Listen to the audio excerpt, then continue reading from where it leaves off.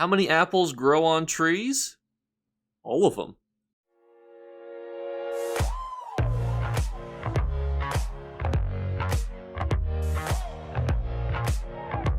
What's going on, YouTube? Well, we're inside the Hollow City, inside of Cold Harbor, to go over our first of two weekend vendors. Now, we start off with a Daedric post of spikes. Now, interesting items here. We have a Druid cage, which actually, honestly, I'll be buying these because these actually go pretty good with the house. Then we have a hanged hook, and you can see that there's probably some good Halloween-themed items. I think this is pretty evident by some of the stuff that they have here. And so what of these items sell? Well, these bodies for 10,000 actually sell pretty well. People will stack these outside, and I've never seen this this cage before. This is definitely going to be a cool item. Now, also important to note, ZeniMax is going to be hosting a housing event. We don't know any information except that we're going to know more information on the 4th, which means the housing market potentially could see a gigantic increase. That's probably not relevant to anything crazy here, per se, because these are, decently death-themed items like these skeletal remains, but overall, it's important to know because it could affect things like mundane runes, heartwood, the previous week's stuff. The shrines could potentially skyrocket in value. I don't know if ZeniMax is going to come out and say it's going to be Halloween-themed, the housing event. We don't know if they're going to come out and say that it's just a general make it look super cool theme.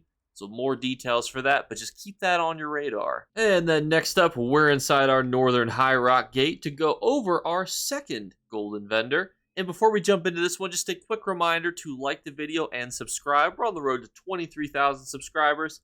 Not a huge milestone. It's like turning 23 years old, but I would appreciate it if you'd help me get there. And we start off with a light and heavy attack set, which is the Elegant set. It comes from Arteron, and it's been changed a few times. When you use a light attack, you reduce the health, magicka, or stamina cost of your next ability cast within 2 seconds by 10%. And when you use a fully charged heavy attack, you gain Empower for 3 seconds, increases the damage of your heavy attacks against monsters.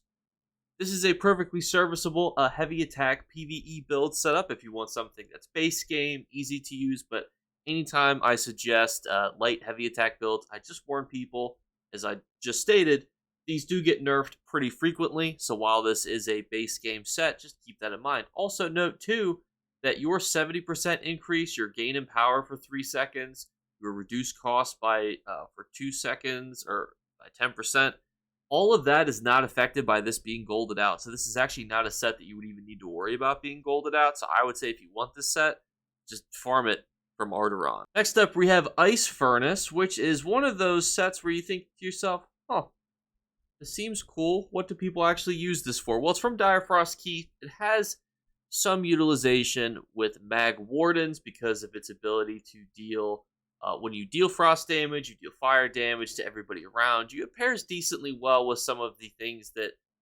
Mag Wardens like to do.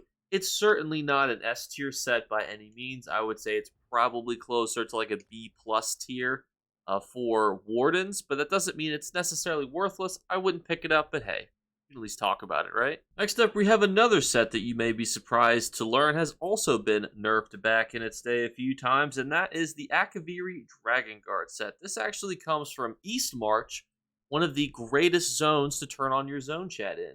Now, this set is pretty decent for PvP, but it also suffers from power creep. Realistically, you're not going to use this set very often anymore because while reducing the cost of your ultimate abilities by 15%, having the health recovery, health, healing taken, magicka recovery is certainly good for PvP tanks, Dragon Knights. There's just so many other sets these days and ways to build heroism. There's ways you can build your ultimate back up very quickly. I wouldn't suggest a set like this anymore, but it used to be pretty good back in its day. Next up, we have Stormmaster. Now, you can have 3 guesses to where this comes from, and if you guessed Tempest Island, you would be correct. This also suffers from the light heavy attack nerf, debuff, buff, nonsense that occurs anytime a set deals with light and heavy attack damage. With this one, when you deal critical damage with a fully charged heavy attack, your light and heavy attacks deal an additional 1542 damage to monsters for 8 seconds. This can occur once every 5 seconds. This is a perfectly serviceable set if you want to go down this rabbit hole of light heavy attack builds. This is also one that benefits from being golded out. If you do buy the jewelry, you don't have to actually farm the sticker book as annoyingly, because for those of you who don't know, when you farm a dungeon, you're always guaranteed to get an item you don't have. Hip hip hooray. Every boss that's not the final boss will give you a guaranteed piece of armor. So that's your boots, that's your belt, that's your hands, yada yada. And when the final boss, he's guaranteed to give you a piece of jewelry or a weapon. The problem is because the final boss gives you a weapon or a piece of jewelry, there's a huge loot pool there, and it can cause you to have to do a significant amount of more runs because there's 3 potential sets that you're getting from each dungeon. So it can be pretty helpful to buy a set like these if this is, within your wheelhouse of something that you want to do. It's not something that I would necessarily suggest, but I think it's perfectly serviceable for what it does. Next up, we have Kjolnirs. Now, this is a shoulder, and for those of us on Xbox, you don't get curated shoulder drops yet. You have a couple more days for that. If you're on PC, you do get curated drops, so let's talk about if Kjolnirs is worth it. Damaging an enemy with a light attack, been a theme this week, puts a bone stack on them for 5 seconds, up to once every half seconds. At 5 stacks, an undodgeable skeletal hands knocks them into the air, dealing damage. Whole bunch of stuff happens, and then they become immune to stacks for 4 seconds. This is one of those sets that struggles. From a PvE perspective, it struggles against sets like Zons, which are just arguably better because Zons is pretty good against enemies that just decide to not move and then just sit and face the tank. And this is one of those sets that struggles because of that, because it's always in the shadows of something like Zons. So, from that aspect, it's not necessarily worth getting, but it does have some utilization for PvP. The other problem, though, of course, is that if you have access to DLCs, you're probably going to use a Mythic. Why would you want to run Kjolnirs as opposed to just running a Mythic? That's where these sets start to struggle. But at least the next one we have is a little bit better. And that's because it's Valkynscoria, baby. The coolest looking monster set shoulder in the game, in my opinion. Basically, it throws a meteor at your enemies. This is actually, I believe, the best ranged piece that you can get. Also, the nice thing about Valkynscoria is if you want to use something like the Gaze of Sithis, you can get some penetration to go with it for PvP. A lot of people forget that people use monster sets for their one piece. For example, one of my favorite ones is Swarm Mothers. For those of you who don't know, it literally gives you mag and stam. It can be really good if you're trying to build a big old sorcerer boy. So you can get some one-piece penetration from here, which is always good. Penetrating your enemies is usually pretty positive when you're in a PvP situation, and sometimes you're even penetrating them to kill them. So what this does, when you deal damage with an overtime effect, you have an 8% chance to summon a meteor that deals 4796 damage to the target, and then flame damage to all other enemies within 5 meters. It's a really good PvE set.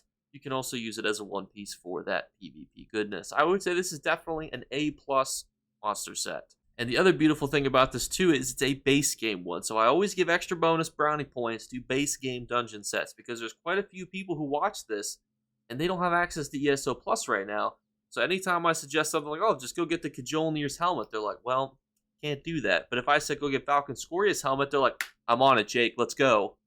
But everyone, that is going to be this weekend vendor wrapped up here for us. I just want to thank you guys all again for coming around. And as always, we're doing our 3 giveaway drawings. All you need to do to enter is be subscribed / follow on Twitch and Twitter. Each one of those 3 things will give you an entry into the first drawing. Second thing is, leave a comment in the comments below. We are starting to make a website through Squarespace. Not sponsored. I wish I was. And if you have suggestions for things that you'd like to see on the website, I'm going to try to turn a lot of the guides that people would like to see written down into written down thingamabobs. But, I'm a social worker, so website development is a bit new to me, so just bear with me. And then the third thing is a hidden word be flashed upon the screen throughout this month. If you're the first person to find that word and comment it, you will win. Thank you guys so much again for watching, and I'll catch you later. Bye, guys. You better remember to like and subscribe to Jakeclips. Or you should. I might have to pluck your eyes if you don't. Or, better yet, I'll skip rope with your entrails. Do it now. Subscribe. Ta-ta. Off with you.